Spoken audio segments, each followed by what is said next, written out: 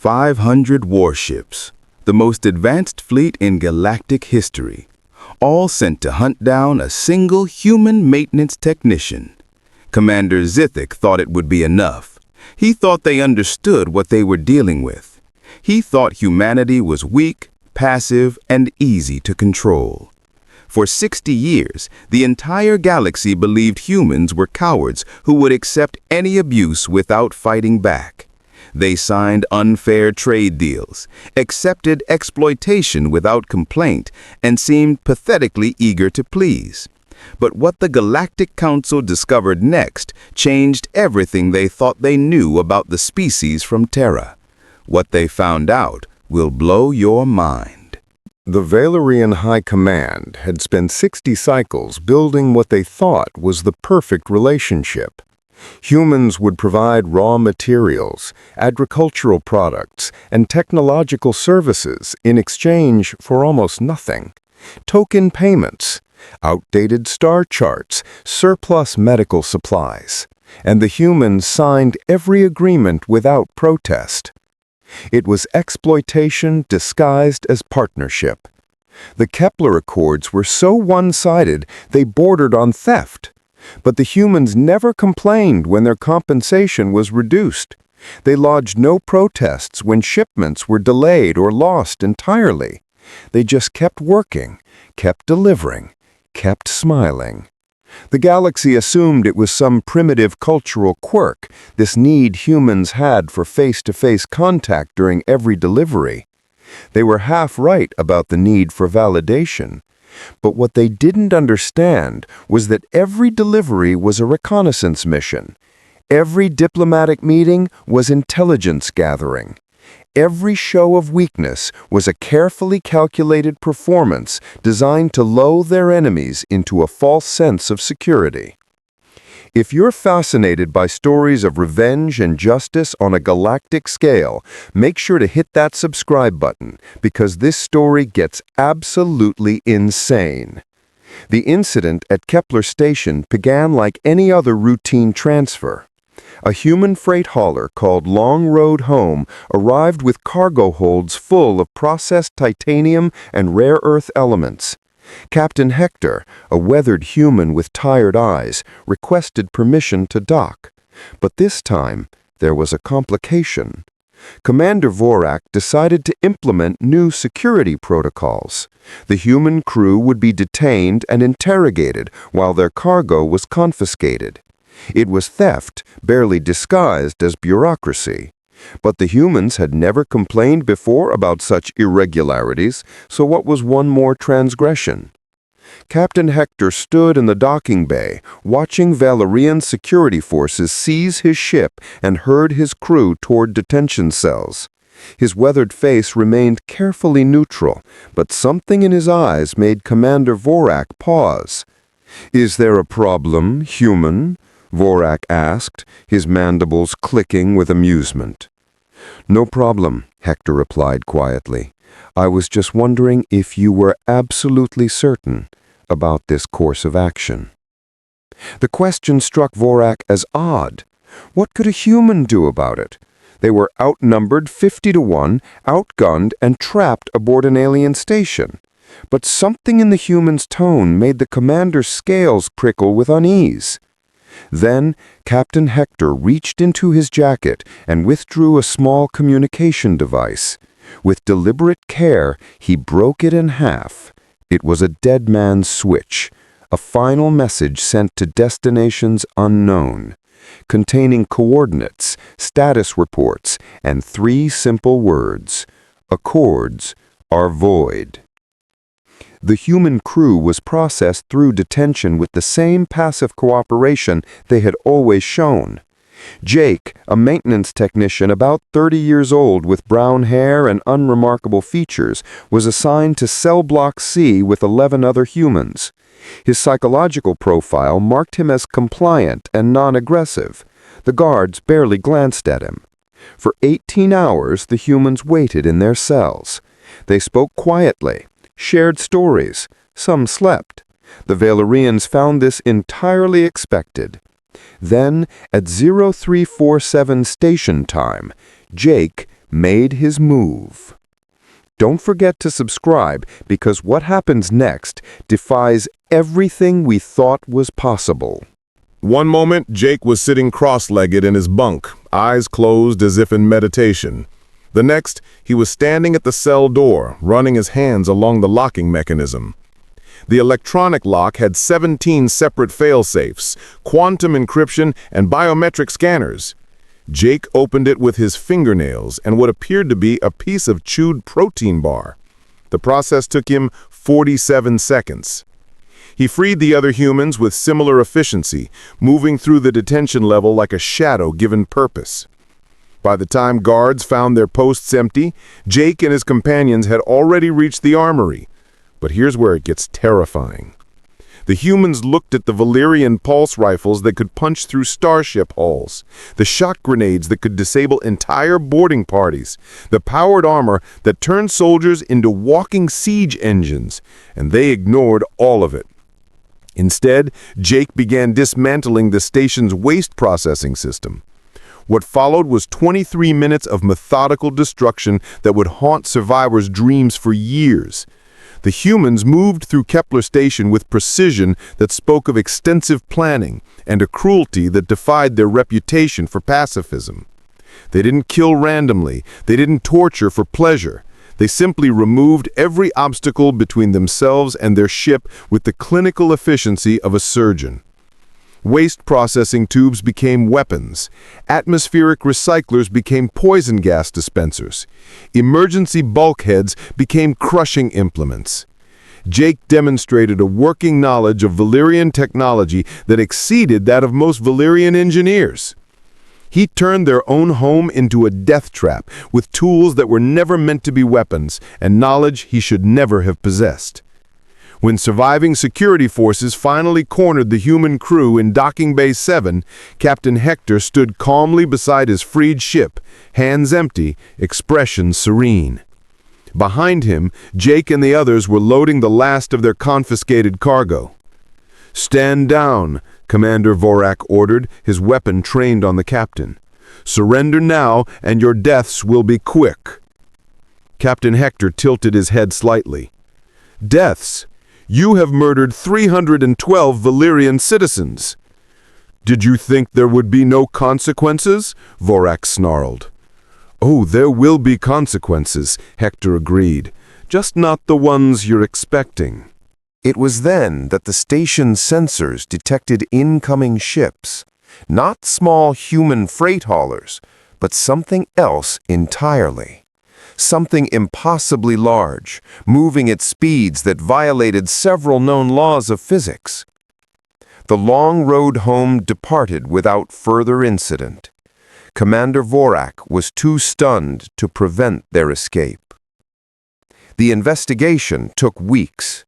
Forensic specialists from a dozen species combed through every meter of Kepler Station, trying to understand how 12 humans, 12 supposed pacifists, had killed over 300 trained soldiers without losing a single member of their own group.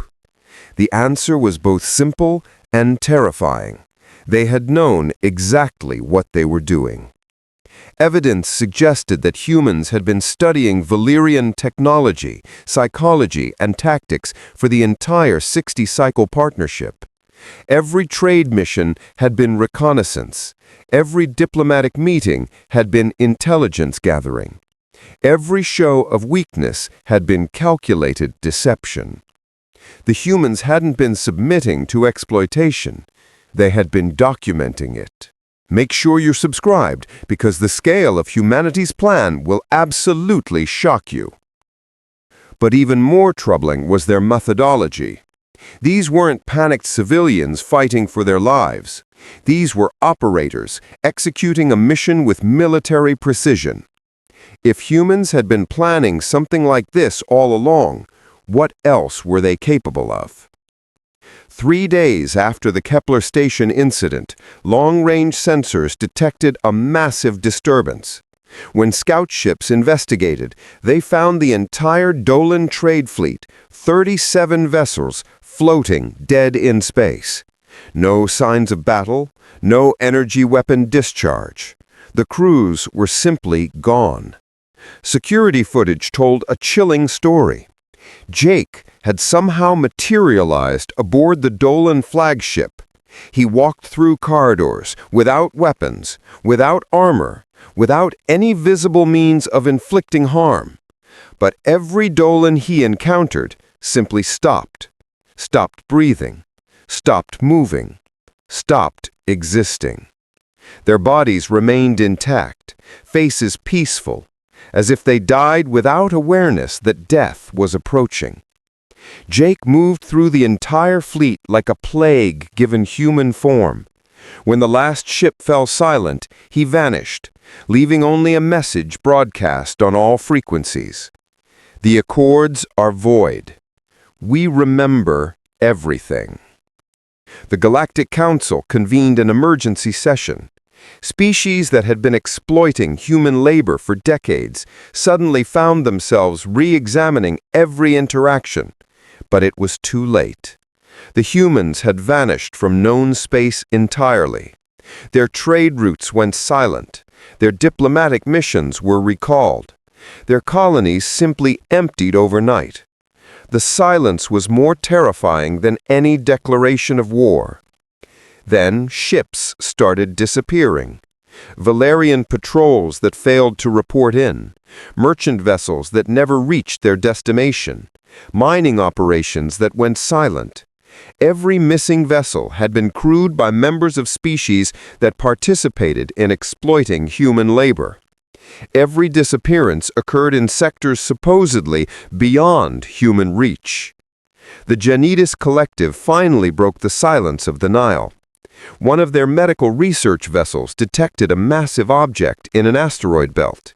When they investigated, it revealed itself as a ship of entirely unknown design. Its hull was smooth, almost organic. It generated no waste heat, no electromagnetic signatures, and printed along its side in perfect Janiti script was a simple message. "We have not forgotten what you did to our children." The medical ship tried to flee, but its engines simply stopped working. The last transmission was a terrified whisper. "There's a human aboard our ship. He's not armed. He's not threatening anyone. He's just walking, and everyone he passes just stops." The hunt for Jake began immediately. 500 of the most advanced warships in known space, crewed by elite warriors from a dozen species.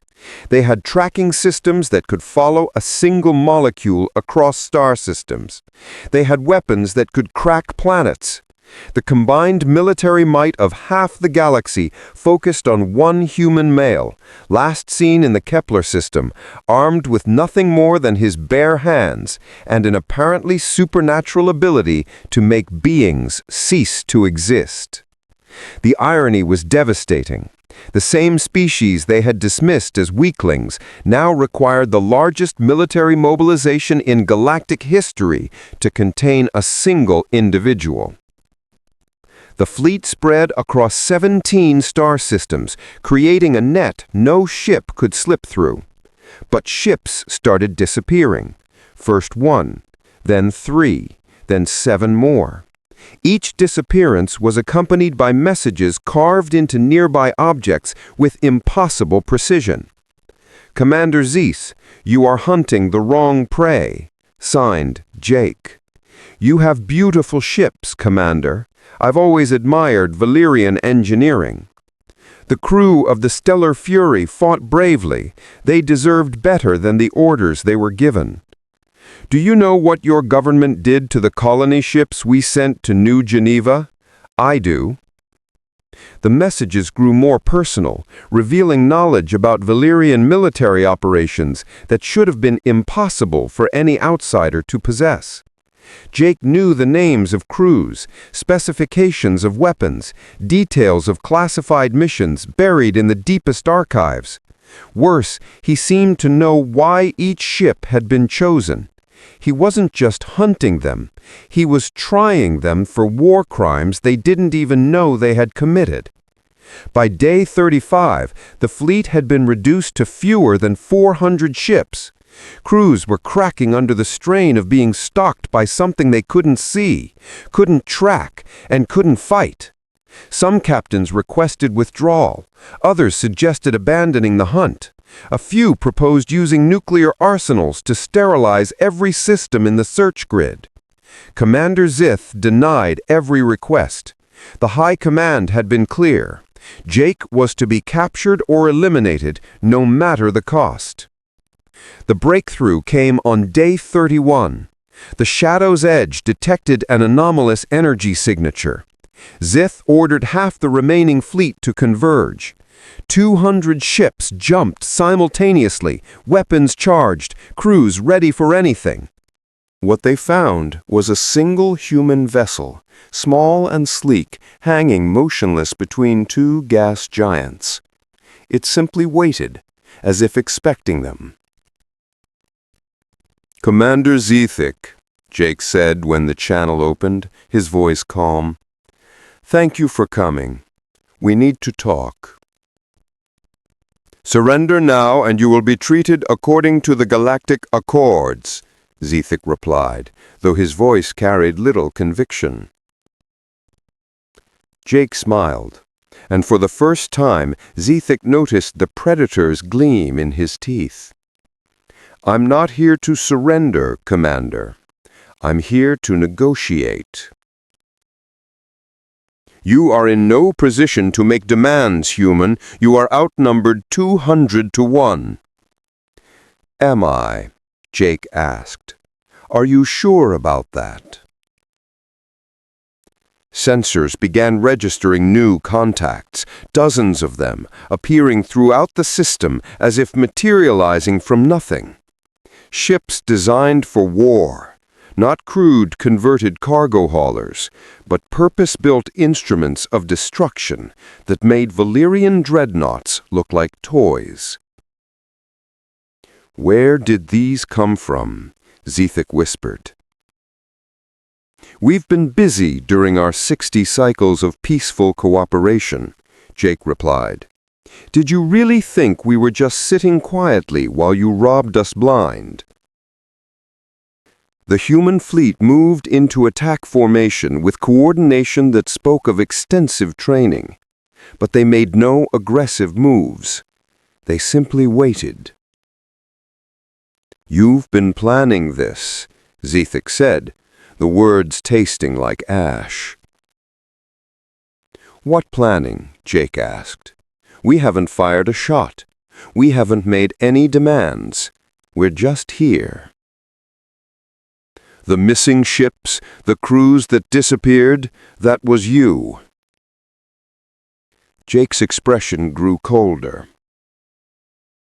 "Those crews participated in the systematic exploitation and murder of my people for 60 cycles. They were given opportunities to surrender, to explain their actions, to make amends. Most chose to fight instead. And those who didn't fight?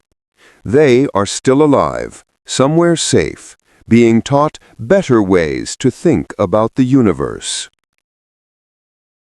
The implications sent ice through Zthic's veins. The humans hadn't been killing their prisoners. They had been converting them, re-educating them. "What do you want from us?" Zthic asked. Jake leaned back in his pilot's chair, hands folded calmly.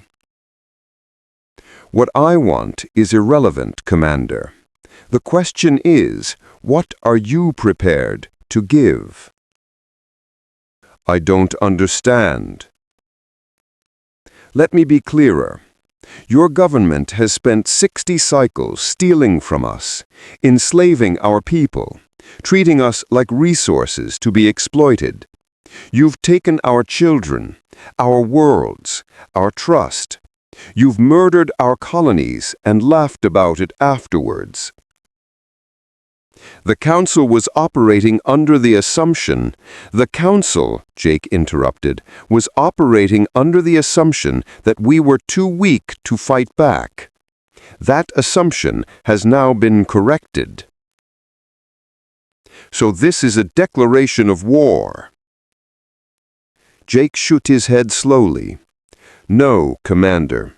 This is a declaration of justice. War implies that both sides have a chance of winning. The transmission ended abruptly. For 6 hours, the two fleets faced each other in silence. The humans made no move to attack, but neither did they show any sign of withdrawing. It was Commander Zthic who finally broke. All ships, weapons free, take them down. The battle lasted exactly 4 minutes and 37 seconds. The Valyrian fleet opened fire with everything they had. Pulse cannons, plasma torpedoes, antimatter bombs that could crack moons. Space lit up like a newborn star. When the light faded, the human ships were untouched. Weapons that should have vaporized squadrons passed through their hulls like shadows through mist. Energy blasts that should have boiled crews alive were absorbed, redirected, or simply ignored. And then the humans responded. They hadn't used energy weapons or missiles. Instead, they simply reached out. Invisible hands grasped Valyrian ships and crushed them like insects. Massive dreadnoughts were folded in half by forces that generated no detectable energy signature. Within minutes, the Valyrian fleet was reduced to scattered debris and emergency pods. The humans made no effort to destroy escape vessels or pursue survivors. They simply neutralized the threat and moved on. Commander Zthic found himself alone in an escape pod, watching as Jake's ship approached with calm, predatory grace. When the airlock cycled open, Jake stood there in person. He was smaller than Zthic expected, more fragile looking, but something in his eyes made the commander's blood run cold. "Hello, Commander," Jake said pleasantly. "I hope you don't mind the accommodations." "What are you?" Zthic whispered. Jake considered the question seriously. "I'm what happens when you push a peaceful species too far. I'm what my people become when you murder our children and steal our worlds and expect us to thank you for it. The Council didn't know." "The Council knew exactly what it was doing," Jake interrupted. "You documented every crime, cataloged every theft, filed reports on every atrocity. You were proud of what you were accomplishing. You thought we were too stupid to understand." "What are you going to do with me?" Jake smiled, and Zthic saw death waiting behind his teeth. "I'm going to give you a choice, Commander. You can come with me, learn the truth about what your people have done, and help us build something better.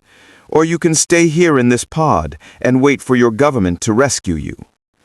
And if I choose to stay, then you'll have plenty of time to think about the kind of universe you helped create. The pod has life support for about 40 days. After that, well, space is a very cold place to die alone." Zthic followed Jake aboard his ship, a vessel that defied every principle of known engineering. They traveled for days through hyperspace, passing systems Zthic didn't recognize. When they finally arrived at their destination, Zthic understood why the humans had vanished so completely. The system contained a dozen worlds, each teeming with human life and industry. Massive orbital shipyards stretched between planets like metallic webs. Population readings were staggering. Billions of humans, all working with focused determination. "This is impossible," Zthic breathed. "The Federation censuses showed human population at maybe 2 billion. You don't have the numbers for this." Jake laughed without humor. "The Federation saw what we wanted them to see, Commander. Did you really think we would show you our true strength while you were using us as slaves?" They showed him the records then. Every theft, every murder, every casual cruelty that civilized species had inflicted on humanity during their supposed partnership. The data was comprehensive, damning, absolutely undeniable. The colony ship New Horizon, carrying 15,000 civilians, intercepted and its passengers sold into slavery. Official report: lost in transit due to navigation error. The research station at Wolf 359, where human scientists developed new agricultural techniques, raided by military forces, researchers murdered, work stolen. Official report, equipment malfunction resulting in total loss of life. The children's hospital ship Bright Hope destroyed by a battle group that mistook it for a military transport. No official report was ever filed. 60 cycles, Jake said quietly. 60 cycles of systematic genocide, and your people called it commerce. We didn't know. Zthic stared at the data in numb horror. The reports we received were lies, written by people who knew exactly what they were doing and how to hide it from you. But why? Why didn't you fight back? Why didn't you tell us? Jake turned to face him, and Zthic saw something terrible in his expression. Not anger, not hatred, but disappointment. Because we believed in the dream of the Galactic Council. We believed cooperation was possible, that different species could work together. We believed if we proved ourselves trustworthy, we would be accepted as equals. And now we know better. They showed him the ships then, not the sleek vessels that defeated the Valyrian fleet, but others. Ships that stretched for kilometers, bristling with weapons that existed partially outside normal space-time. Ships that could move between stars without hyperspace, strike targets across galactic distances without warning. Ships designed not to conquer worlds, but to unmake them entirely. "How many of these do you have?" Zthic asked. "Enough," Jake replied. "We've been building them since the day we realized what the galaxy really thought of us. Every insult, every theft, every murdered child has been carefully noted and added to our debt ledger." "A debt ledger?" "Every species that participated in our exploitation owes us a reckoning, Commander. Some debts can be paid with reparations and apologies. Others require more direct forms of collection." They brought him to the command center, a vast chamber filled with humans monitoring activities across the entire galaxy. At the center stood a human who introduced himself simply as Thomas. "Commander Zthic, war implies that both sides have a chance of winning. What we're planning is more akin to pest control." "You can't be serious. There are trillions of beings across the Federation, innocent civilians." "Innocent?" Thomas interrupted, his voice crackling with tension. "Where were these innocent civilians when our children were being sold into slavery? Where were they when our colonies were being burned? Where were they when we begged the Council for justice and were told to be grateful for serving our betters?" Thomas brought up images that made Zthic's stomach turn. Human children in chains, human scientists being vivisected, human families separated and shipped to different sectors like livestock. Every species in the Federation knew what was happening. They saw the reports, witnessed the atrocities, and chose to look the other way because it was profitable. They are complicit in every crime committed against my people. They showed him the plan. It wasn't a military campaign. It was systematic dismantling of galactic civilization, performed with the precision of a master craftsman. Phase 1. Human agents infiltrated every major government, every military command, every critical infrastructure hub. Decades spent learning weaknesses, mapping dependencies, preparing. Phase 2. Key military installations would simply stop working. Fleets would find themselves stranded, engines dead, weapons offline. Phase 3. Infrastructure collapse, trade routes severed, communication networks dark. The economy that allowed coexistence would collapse in days. Phase 4. The tribunal ships, massive vessels designed as mobile courts for war crimes prosecution. Humans would try them using their own legal frameworks. Every theft prosecuted under Valerian commercial law. Every murder judged according to Slean military justice. Every act of slavery evaluated using Altarian civil statutes. "That's impossible," Zthic said. "The legal systems of different species are incompatible." "Are they?" asked Thomas. "We've spent 60 cycles studying them. Do you know what we found? They all define systematic exploitation of other species as a capital offense. The Federation species had condemned themselves using their own laws. The tribunals would be thorough. Every individual who participated in crimes against humanity would receive fair species legal standards. Those found guilty would face penalties prescribed by their own justice systems." "How long have you been planning this?" Zthic asked. "Since the day we realized what you really thought of us," Thomas replied. "Did you know the Terran Federation was originally just a trading consortium? We never intended to become a military power. All we wanted was to participate in galactic commerce, share our discoveries, learn from other species." "What changed?" "The first time one of your ships fired on a human civilian transport," Jake said quietly. "The first time we realized our goodwill was being mistaken for weakness. The first time we understood that peace was only possible between equals." "So you decided to become our equals?" Thomas laughed without humor. "No, Commander. We decided to become your superiors." Zthic was kept aboard their ship for weeks, shown the scope of human preparation. Factories producing matter from pure energy. Soldiers who could survive in hard vacuum. Children learning subjects that would make Federation scientists weep. "How is any of this possible?" Zthic asked. "Your species shouldn't be capable of this level of advancement." "Who told you what our species was capable of?" Jake replied. "The same people who told you we were cowards. The same people who said we were primitive." Everything the Federation knew about humanity had come from human sources. All of it had been lies. Careful, calculated deceptions designed to make enemies underestimate them until it was too late.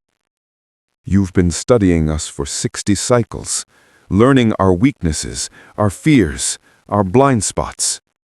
"We've been learning how to hurt you," Jake corrected. "There's a difference."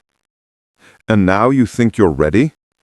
Jake was quiet for a long moment, staring at the stars. "Ready, Commander? We've been ready since the day the first human child died in a Valerian labor camp, since the day the first human scientist was vivisected for medical research, since the day the first human colony was bombed for entertainment." "Then why wait?" "Because we needed to be sure," Thomas said. "We needed to understand exactly what we were dealing with. We needed to map every crime, identify every perpetrator, catalog every injustice." "And now you have. And now it's time to collect on the debts that are owed." Another silence, longer this time. "What do you want?" "Justice. For 60 cycles, your people have committed atrocities against mine. We have documented every crime, identified every perpetrator, calculated appropriate restitution. You have one option: submit to trial under your own legal framework and accept the consequences." "And if we refuse?" Thomas smiled. "Then you'll discover why Jake was the least dangerous human I could have sent to collect you." The negotiation continued for hours, but the outcome was never in doubt. The Valerians could fight, turn their homeworld into a fortress, prepare for a siege. But they had seen what Jake alone could accomplish. The thought of facing whatever Thomas might unleash proved too terrible to contemplate. The Valerian High Command capitulated by sunset. The trial was conducted according to Valerian law, presided over by Valerian judges, prosecuted using evidence from Valerian archives. It was a masterpiece of legal precision. The humans simply ensured the law was applied fairly and completely, without the usual exceptions that had allowed atrocities to continue. The verdicts were unanimous, guilty on all counts.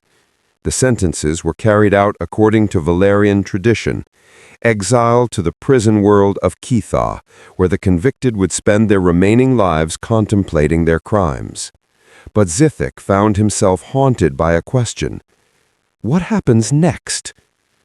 Next, Thomas said, we move on to the Sleen Empire, then the Altarians, then every other species that decided human suffering was acceptable.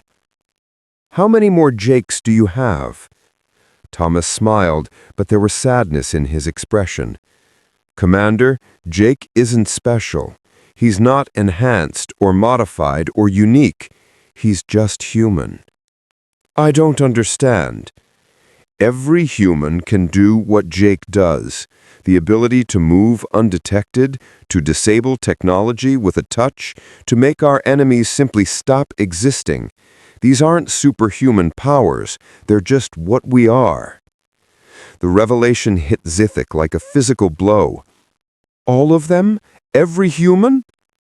Every adult human, yes. It's part of our basic physiology, as natural to us as breathing. We just spent 60 cycles pretending we didn't have these abilities because we thought it would make you more comfortable. But that's impossible. The Federation has studied human biology extensively. The Federation has studied what we allowed them to study. Do you really think we would reveal our true capabilities to people who were already exploiting us? Thomas walked to the main display, bringing up a star chart showing human space in its true extent, not the handful of systems the Federation had catalogued, but hundreds of worlds, thousands of installations, populations numbering in the hundreds of billions. How many of you are there really? Enough, Thomas said simply. If every human possessed supernatural abilities, if their technology was centuries ahead, if their population was orders of magnitude larger than suspected, the galaxy was about to change in ways no one could predict or prevent. Thomas approached Zthic one final time. You have a choice to make, Commander. You can return to your people and warn them about what's coming. Help them understand the magnitude of their crimes and the justice that awaits. And if I do? Then perhaps some of them will survive what's coming next. Zthic was given a ship modified with human technology to make it faster than anything in the Federation fleet. He was given detailed records of every crime committed against humanity, video evidence impossible to dismiss. "Why are you letting me go?" he asked. "Because someone needs to tell the story," Thomas replied. "Someone needs to explain to the galaxy why this is happening, why it was always going to happen, and why nothing they do now can stop it." "You want them to know it's coming?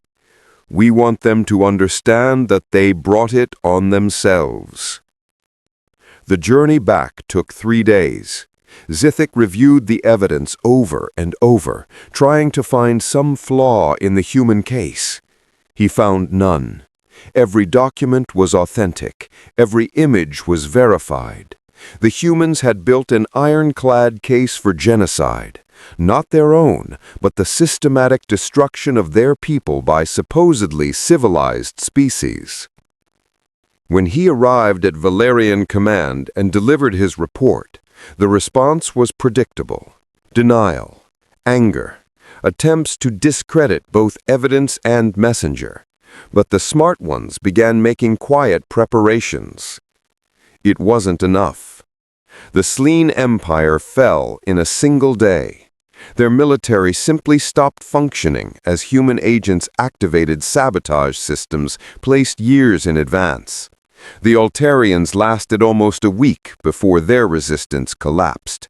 Their warrior culture demanded they fight to the end, but fighting required weapons that worked and ships that could move. One by one, the great powers fell.